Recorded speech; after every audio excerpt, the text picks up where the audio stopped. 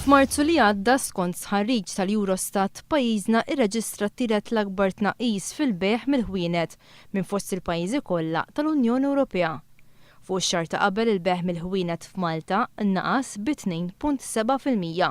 Meta kienet jieħu sehem fi programm fuq Radio 101, id-Direttur Ġenerali tal-GRTU Kandidat tal-Partit Nazzjonalista għall-elezzjoni tal-Parlament Ewropew, Vince Farrugia, iddikjara iżda li f'pajjiżna qed ngħixu fil-lussu. Kritika s-sitwazzjoni li għandna l-lum lussu, nerġa' ngħid, l-istorja kollha kemm ilha teżisti l-istorja ekonomika ta' Malta. Fl-istess ħin fil-jiem li għaddew stqarrija tal-Eurostat uriet li l-paga medja f'pajjiżna hija 15 euro anqas minn dik ta' pajjiżi taż-żona euro. Waqt li fiż-żona euro l-paga medja hija ta' 27 euro fis-siegħa, f'Malta din hija 12 euro.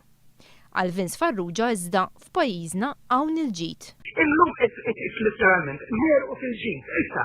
Fuq Radio 101, Vince Farrugia li kienet jitkellem bħala Direttur Ġenerali tal-GRTU iddikjara dan ukoll. Il-żmien ta' terrur beda ta'